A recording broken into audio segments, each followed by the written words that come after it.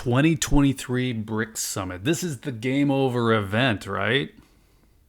Personally, I'm going with wrong. The dollar is still going to be around when we wake up. Or will it?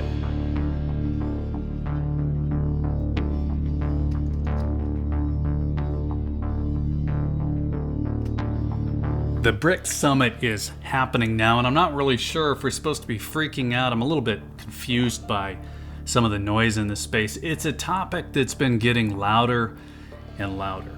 Lots of momentum came from that speculation of a gold-backed common currency, something that sounds interesting, but also something that has not been officially introduced really in any way, but it gets repeated all the same. The reality of the situation is that there's a legitimate effort in rebalancing global influence, global power, something that sounds a little bit like the idea of the West's Great Reset with one world currency, if you stop to think about it, but it only seems to get the cheers where that other one gets the jeers. Now, I'm going to try to skip over the stories that have been fabricated to take a look at what a BRICS expansion could mean for gold. And look, I'm going to be jumping to some conclusions here too. I'll just be doing it without presenting the made-up stuff as fact.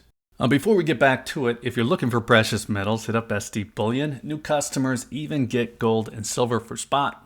It's sdbullion.com/new. Now, one of the things that seems to be on the agenda for this summit is the topic of adding to membership. There are 24 nations officially requesting membership. I think there are a lot more who've expressed interest, but we're going to focus on the official ones. And the idea here is that with more nations involved in that block, well, the balance of power, it shifts simply through numbers. Now, it seems to make sense, but it reminds me a little bit of the Emperor's New Clothes. And I guess I'm a little bit like that little girl in the back wondering why they're parading around without them. You have to ask, what have they really done so far, at least outside of having an annual summit? Well, the new development bank, that is one thing. That was developed to operate similarly to the World Bank and the IMF, financing projects for member nations within the bloc without the policy conditions that the IMF would impose. And I don't know enough about its activity, but it's definitely a tangible outcome, something that's actually happened. And we can assume any new member nations to this bloc would gain access to the NDB. That is definitely something. Now, another thing that's come out of the bloc's formation recently, I guess, would be a general middle finger to Western sanctions. The BRICS nations, they stepped up trade with Russia when sanctions from the Ukraine invasion locked them out of global markets. So that's something. The big push, though, would really be to create an alternative to the dollar. That's the obvious one. And this is where the gold-backed common currency rumors have come from. Now, I'm just going to say it. If a group of 5 loosely knit countries could create an outright alternative to the dollar, they would have done it a long time ago. So the idea that a common currency is going to be introduced at the summit is, we'll just say, ambitious. The more likely focus is going to be on trade options between the member nations that simply bypass the need for the US dollar in international trade. Now, the way that this affects gold is really anyone's guess, but the root of the speculation for gold's involvement there is propped up by a few things. One, by the amount of gold the central banks of each of those member nations has been buying up.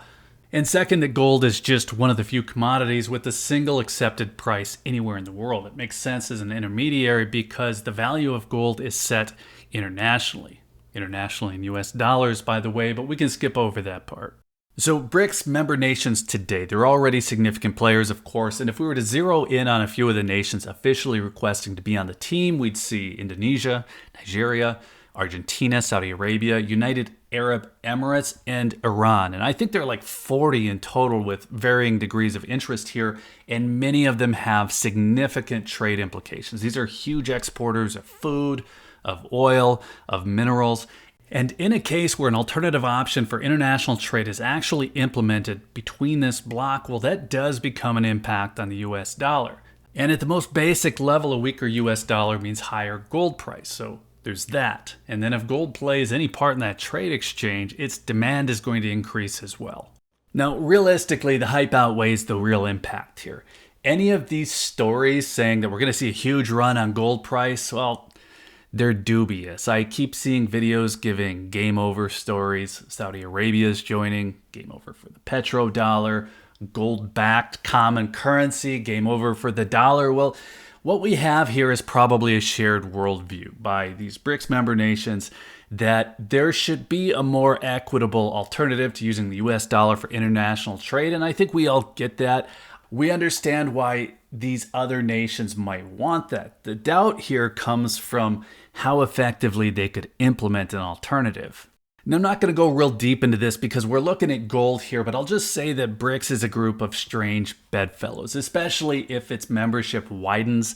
That adage, the enemy of my enemy is my friend, well, that only goes so far. A lot of these countries expressing interest in joining BRICS, well, they're already enemies of other countries expressing interest. So even within the existing membership, you have tension. If you looked at Russia and India, I mean, they're long-term rivals. And the Ukraine invasion, that seems to have put that Chinese-Russian no-limits friendship on break. These member countries, they don't have a lot in common. They don't have shared systems of government. So it's really hard to see how any alignment on huge issues with global impact is going to go anywhere unless everyone is a junior partner to China. And then, like I said, there are already rivalries within the group, and that's not going to improve if everyone is in the backseat of China's minivan.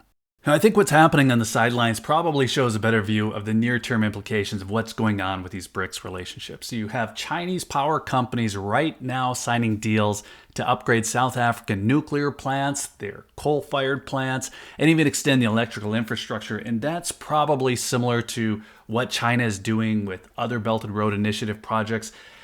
That's in the news today. Now, the bigger story to me is China and Russia working to gain influence in Russia. Just hold on that for a minute. The BRICS story is about one thing: international trade alternative to the dollar, breaking the dollar dominance, and that will take some work. It's going to require cooperation between a group that doesn't have a lot of common cause, and the focus at the summit appears to be increasing membership, while adding moving parts is not going to make that easier.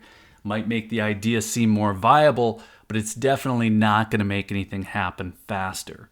So if I haven't made it clear yet, I have trouble seeing the cooperative angle here. China is still out for what's good for China. Russia still out for what's good for Russia. And what's happening outside of Johannesburg, that's where the summit is being held, that actually might be the more significant story here. Africa, it's a resource-rich continent. Of course, it has 54 different sovereign nations. It's a complex place. And if you look at the coup in Niger, that's a really good example of how quickly things can flip in that region. That's just one country. And if it feels like I'm starting to drift, well, President Xi missed the opening business forum. He apparently has other interests in the region as well. The summit, sure, it's going to give China and Russia another chance to complain about the West. And maybe that will drum up some additional support, get some other people in on that chant, but the two are still pushing their own agendas. And I think any impact on gold is going to continue to be more about what they're doing individually. That's my take anyway.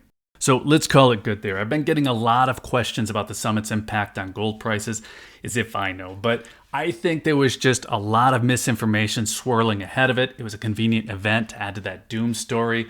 Personally, I don't see much coming from it beyond that openness to new membership, which in and of itself is definitely interesting, but not really relevant to gold price. I'm curious what you think though, so hit up the comments, let us know what you think, and then while you're there, be sure to also hit that like button if you found any of this interesting. Be sure you're subscribed with notifications turned on if you'd like to see more on the topic.